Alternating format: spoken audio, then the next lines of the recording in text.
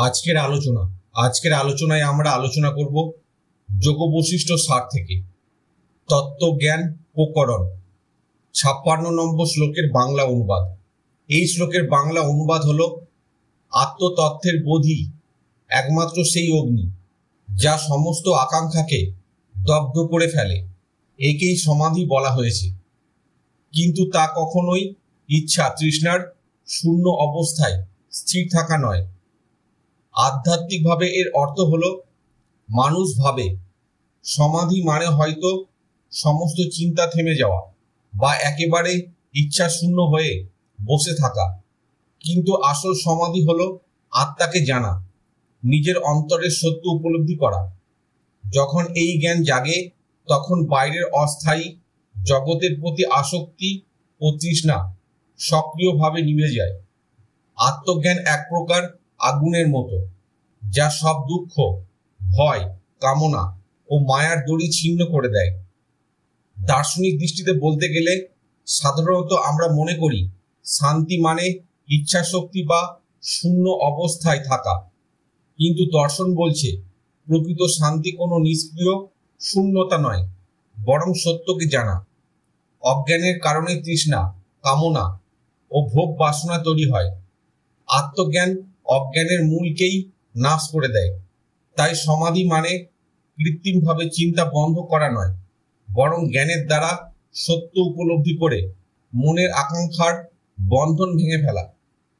বর্তমান জীবনের উদাহরণে ধরো, অনেক সময় মানুষ ভাবে মোবাইল, টাকা বা খ্যাতি পেলেই শান্তি আসবে, কিন্তু যতই এগুলো পাওয়া যাক নতুন নতুন ইচ্ছা জেগে ওঠে।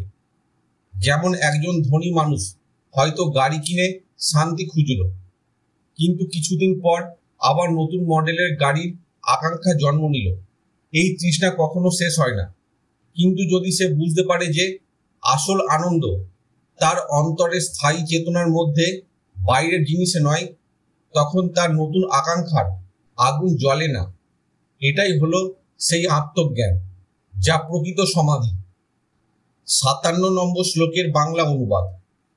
এই শ্লোকের বাংলা অনুবাদ হলো, এই সমস্ত জগৎই চেতনার আকার, এমনভাবে চিন্তা করা উচিত। যে ব্যক্তি এই ভেবে শান্তভাবে স্থির থাকে, সে যেন ব্রহ্ম রক্ষা কবচে আচ্ছাদিত এবং সত্যিকার অর্থে সেই সুখী। আধ্যাত্মিকভাবে এর অর্থ হলো, জগৎকে আলাদা আলাদা বস্তু বা নামরূপ হিসেবে না দেখে একে একমাত্র চেতনার প্রকাশ হিসেবে দেখা। যখন মানুষ বোঝে যে সবকিছুই সেই এক চেতনার রূপ, তখন তার ভেতরে কোনো ভয়, হাহাকার বা বিচ্ছিন্নতার বোধ থাকে না। সে মনে করে না যে আমি আলাদা, জগৎ আলাদা, বরং সবই এক অভিন্ন সত্য। এই উপলব্ধি মানুষের অন্তরে শান্তি এনে দেয় এবং তাকে ভেতর থেকে রক্ষা করে। দার্শনিকভাবে বলতে গেলে, এই জগৎকে যদি আমরা বহিরঙ্গ বস্তু বলে মনে করি তবে আসক্তি ও ভয়ের জন্ম হয়, কিন্তু যদি আমরা উপলব্ধি করি যে এই সবই আমাদের চেতনার প্রতিফলন, তখন দ্বৈততার সমস্যা থাকে না। যেমন স্বপ্নে দেখা দৃশ্য আসলে স্বপ্ন দ্রষ্টার মন ছাড়া আর কিছু নয়, তেমনি জগৎও চেতনার বাইরে কোনো স্বতন্ত্র সত্য নয়। তাই যে ব্যক্তি এই সত্য উপলব্ধি করে তার মন স্বশান্ত হয়ে যায় এবং তার জীবনে এক ধরনের অদম্য আনন্দ আসে। এই জ্ঞানই তার ব্রহ্ম কবচ, অর্থাৎ তাকে রক্ষা করার শক্তি। বর্তমান জীবনের উদাহরণ ধরো, যদি কেউ প্রতিটি ঘটনাকে আলাদাভাবে দেখে তখন সে দুঃখ, ভয়, রাগে ভরে যাবে। যেমন অফিসে বস যদি বকাবকি করে, মানুষ ভাবে এটাই তার সুখের বা দুঃখের কারণ, কিন্তু যদি সে বোঝে যে প্রতিটি অভিজ্ঞতা তার মনের ভেতরেই প্রতিফলিত হচ্ছে এবং বাইরের জগৎ কেবল চেতনারই খেলায় প্রকাশিত, তবে সে সহজে কষ্ট পায় না। যেমন স্বপ্ন ভেঙে গেলে আমরা জানি সবকিছুই আমাদের মন থেকেই উঠেছিল, তেমনি জ্ঞানী মানুষ জানে যে জগৎ ও চেতনারই প্রকাশ। তাই সে সর্বদা শান্ত, সুখী এবং ভেতর থেকে সুরক্ষিত থাকে। 58 নম্বর শ্লোকের বাংলা অনুবাদ।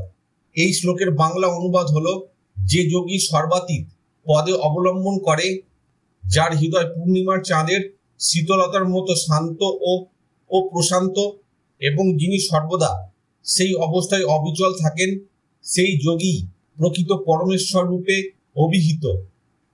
আধ্যাত্মিক দৃষ্টিতে এর মানে হলো, যে সাধক নিজের চেতনাকে সাধারণ জাগতিক সুখ দুঃখ, লাভ ক্ষতি, দুঃখ আনন্দের ঊর্ধ্বে স্থাপন করতে পারে, সে এক প্রকার ঈশ্বরীয় অবস্থায় পৌঁছায়। তার অন্তর সর্বদা শীতল ও স্থির থাকে। যেমন পূর্ণিমার আলো অন্ধকার দূর করে, তেমনি তার শান্ত হৃদয়ও জগতের অশান্তি, ক্রোধ, ভয়কে দূর করে। এই অবস্থায় পৌঁছানো মানে মানুষ নিজের ভেতরের ঈশ্বরত্বকে উপলব্ধি করে।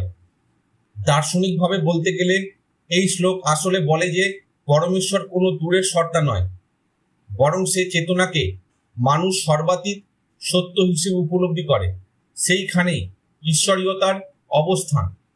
যে যোগী নিজের মনকে সম্পূর্ণভাবে নিমন্ত্রণ করে এবং দ্বন্দ্বের বাইরে অবস্থান করে, সেই ঈশ্বররূপ হয়ে ওঠে। দর্শনে এটিকে অদ্বৈত উপলব্ধি বলা হয়, যেখানে ভেতরের আত্মা ও সর্বোচ্চ ব্রহ্মের মধ্যে কোনো পার্থক্য থাকে না। বর্তমান জীবনের উদাহরণ হিসেবে ধরো, আজকের ব্যস্ত জীবনে ছোট ছোট সমস্যায় মানুষ তাড়াহুড়ো করে রাগ, ভয় বা হতাশায় ভরে ওঠে। কিন্তু যদি কেউ ধ্যান বা আত্মজ্ঞান চর্চার মাধ্যমে অন্তরে প্রশান্তি ধরে রাখতে শেখে, তবে বাইরের ঝড়ঝাপটা তাকে বিচলিত করতে পারে না। যেমন একজন জ্ঞানী বা ধ্যানী মানুষ চাকরি ক্ষেত্রে, সংসারে বা সমাজে নানা সমস্যার মধ্যেও প্রশান্ত ও স্থির থাকেন। তার মন সবসময় শীতল আলোয় ভরা থাকে। এই অবস্থায় আসলে ঈশ্বরীয়তা, যেখানে মানুষ নিজেই নিজের ভেতর ঈশ্বরকে খুঁজে পায়।